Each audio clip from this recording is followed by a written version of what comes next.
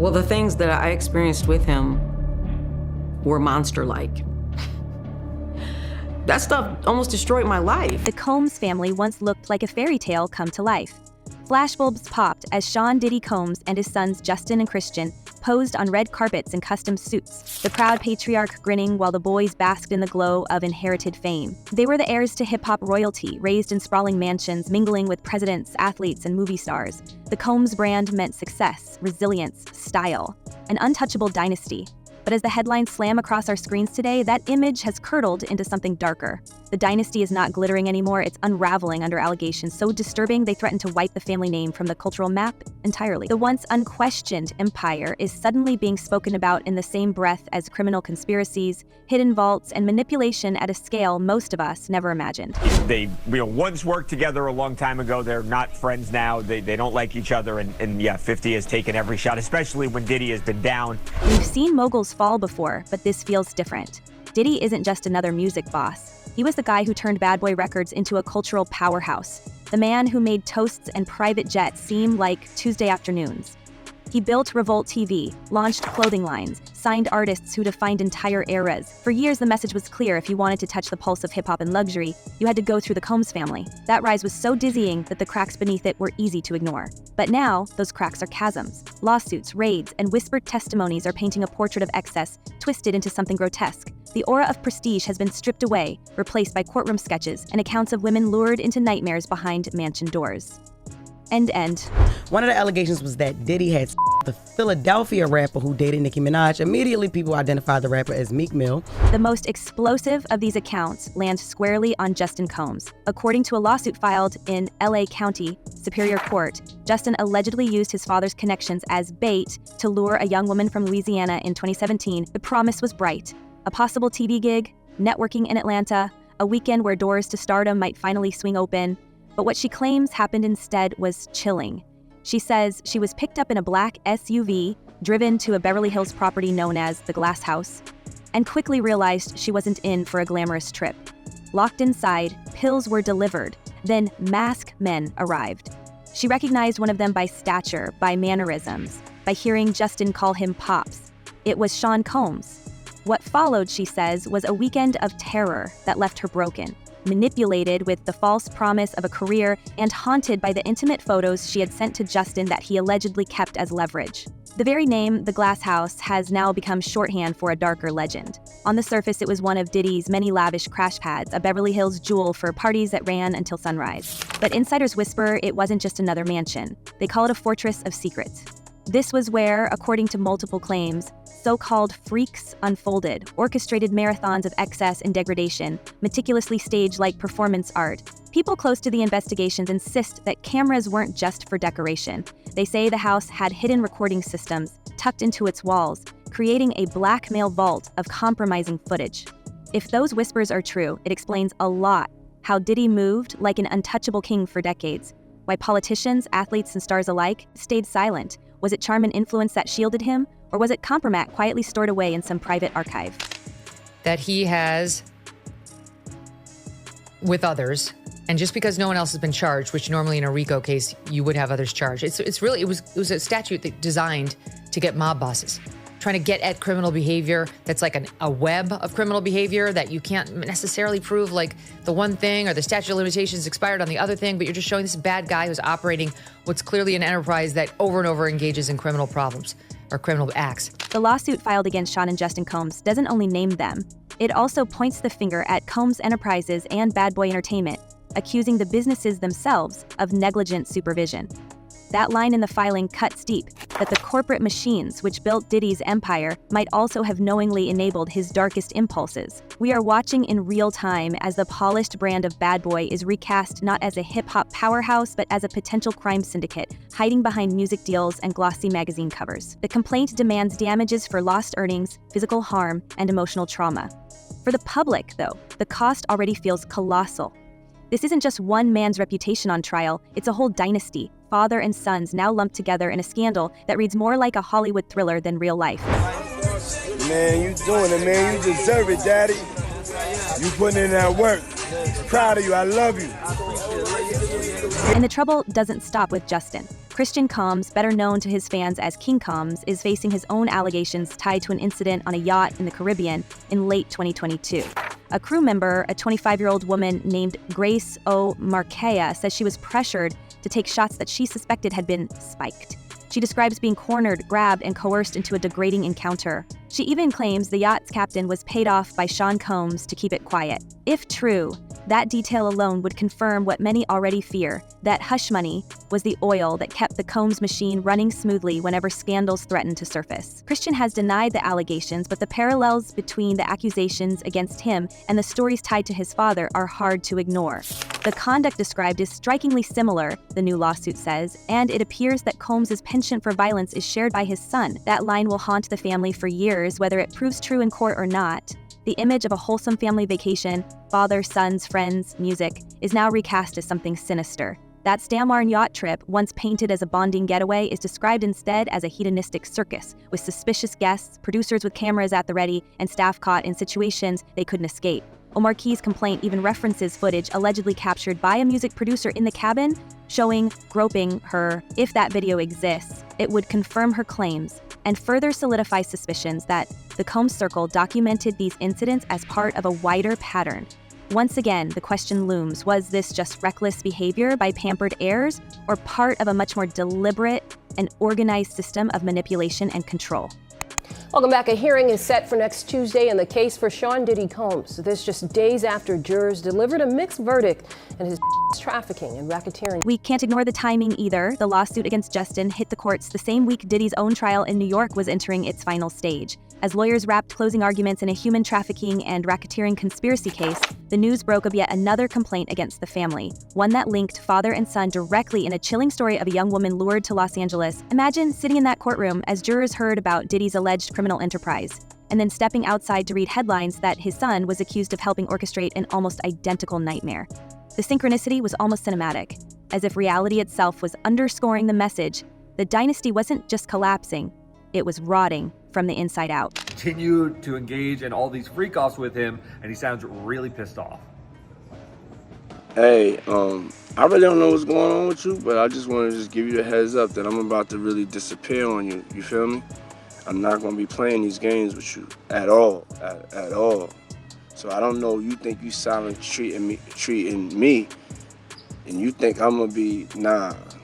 You'll have a rude awakening. The allegations surrounding the glass house go beyond individual encounters. They speak to a system. Sources tied to the investigation insist that the mansion was rigged with more than luxury. They whisper about a vault of recordings, grainy, raw footage showing celebrities and power players indulging in situations they'd never want exposed. If true, that vault could explain how Diddy maintained leverage over some of the most powerful people in entertainment and politics. Imagine if even a fraction of those names matched the ones floated in jury selection during his trial. Ye, Usher, Rita Ora, Michael B. Jordan. The mere suggestion that their private moments could be stored away in a hidden archive is enough to send chills. Whether the vault is real or just legend, the story has gained traction because it fits the larger pattern. A man who built influence not just through talent and hustle, but through fear and secrets. Now, as new suits emerge and whispers of more filings to come spread through the industry, we're watching the once unshakable family brand bend under the weight of it all. What was marketed as a dynasty of music and wealth is increasingly spoken of as a dynasty of scandal. The fall feels Shakespearean, the mighty patriarch entangled in endless allegations, his sons now dragged into the storm, and the empire itself reduced to lawsuits and tabloid fodder. The question isn't just whether Diddy will survive this, it's whether any of them will. Because for the first time, it isn't just the mogul on the hot seat, it's his heirs, his brand, his entire legacy, all of it under siege, with no clear path to redemption. And the shockwaves don't end with Diddy. His sons are now at the center of this firestorm, and the consequences are far more personal than anyone could have imagined. I'm sorry, I'm just really, I'm in this moment right now. This is crazy. Sorry. People don't really know how much what it does to you when something that you love is taken from you and thrown away like it don't even matter, and then they move on with their lives and you're stuck. You're stuck during those years. You're still stuck 21 years later. Behind the headlines and lawsuits, the real unraveling is happening inside the family itself. The glamorous Combs clan that once embodied wealth and unity is now fractured, their private struggles leaking out through whispers from friends and former staff. We hear that Justin, once the golden boy, with every opportunity at his fingertips, is consumed with anger. He allegedly blames his father for dragging him into a nightmare he never asked for poisoning his reputation before he even had the chance to build one on his own terms. Meanwhile, Christian, the one who branded himself King Combs and released slick albums alongside his father, is said to be retreating into silence.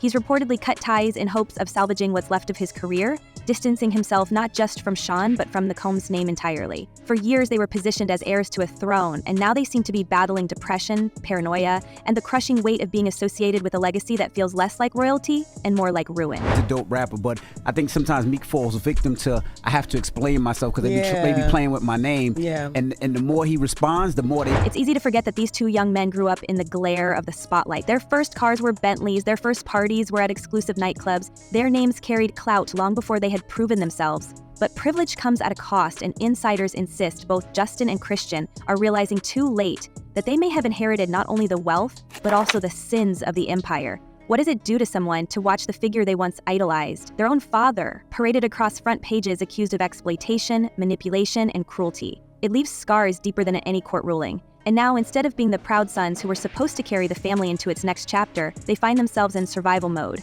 trying to shield themselves from a public that no longer sees them as celebrities but as accomplices. He cornered me. And then he asked me, with his arm up, he asked me, "How you doing?" I'm kind of like, wow, what the heck? Very uncomfortable. And then he rubbed his hand down my breast. He said, "If you need anything at all, you let me know." The most unsettling element of the 2017 Beverly Hills incident still lingers in the shadows. The two masked men who appeared alongside Diddy and Justin during that weekend. The complaint names them only as unknown men, but speculation runs wild about who they might be. Were they industry insiders, trusted lieutenants from Diddy's circle, or were they powerful outsiders, figures whose identities would shock the world if revealed? Some former associates claim the masks were more than theatrics. They were shields of anonymity, designed to protect high-profile guests from recognition if the tapes ever leaked. If those whispers hold any truth, then we're looking not just at a father and son scandal, but at a gateway to a much broader conspiracy that could implicate names far beyond the Combs family. That's the real fear swirling in entertainment circles right now. If the Glass House Vault exists, and if it does contain recordings of recognizable faces indulging in situations they'd never want exposed, then the dominoes haven't even started to fall. A-list stars, executives with billion-dollar contracts, even politicians who once brushed shoulders with Diddy at fundraisers, all of them could be vulnerable. This is why whispers about panic meetings and frantic legal consultations have become common gossip in Hollywood restaurants and Manhattan boardrooms. Everyone wonders who was behind those masks and how far will investigators go to unmask them. That just goes to show you how far the homosexual movement within hip-hop and sports still needs. We're reminded that Diddy's trial in New York wasn't just about private misconduct. Prosecutors painted him as the leader of a criminal enterprise, complete with intimidation, manipulation, and orchestrated gatherings that blurred the line between entertainment and entrapment. While he was acquitted of the most severe charges, the conviction under the Mann Act already ties him to the transportation of individuals for illicit encounters. That legal precedent leaves the door wide open for more charges, and the masked figures could be the missing puzzle piece. Were they celebrities in disguise, trusting that Diddy's fortress of wealth and influence would protect them? If so, the scandal isn't winding down, it's only beginning to metastasize. So that's just competitive. Competitiveness. All right, so you and Diddy, you and Puff cool? No, I don't really rock with him. Okay, like that. damn, all right. I didn't know what that meant. Then. All right, okay. The sons, caught in the blast radius, are showing signs of unraveling. Justin's frustration is palpable. Sources close to him claim he's been lashing out, furious at the betrayal of being used as bait to lure people into situations he insists he didn't fully understand. He allegedly tells friends that his father's greed and ego destroyed everything. Christian, on the other hand, seems to be taking a different route, calculated silence. He's reportedly scrubbing social media of family images, avoiding interviews, and focusing solely on music in hopes that the public will separate him from the scandal. But it may be too late. Every stage name, every lyric, every appearance carries the weight of that last name, Combs. Dishonest, violent, horrible. A promiscuous swinger who lied to and cheated on multiple partners.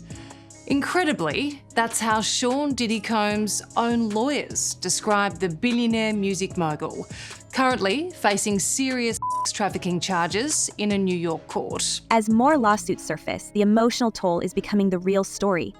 This isn't just legal drama, it's a family implosion playing out in slow motion.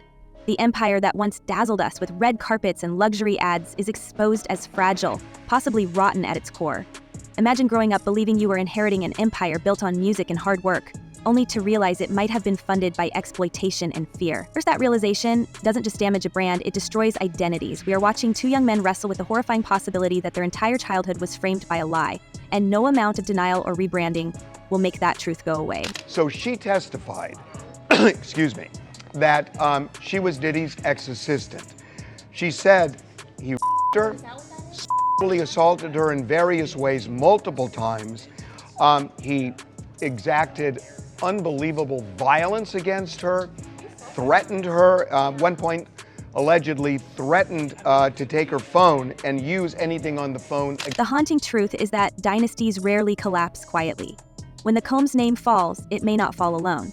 Every masked guest, every silent partner, every enabler who thought they could stay in the background may soon find themselves in the spotlight. And as the walls close in, one question grows louder. Will the sons be able to escape the sins of the father, or are they forever chained to his legacy? The Combs dynasty may never recover. But the more chilling thought is this: who else could be dragged down next? Tell us what you think in the comments. Will this scandal end with Diddy, or is it just the beginning of a much larger purge? Until next time, stay sharp, stay curious, and remember, the truth always finds its way out.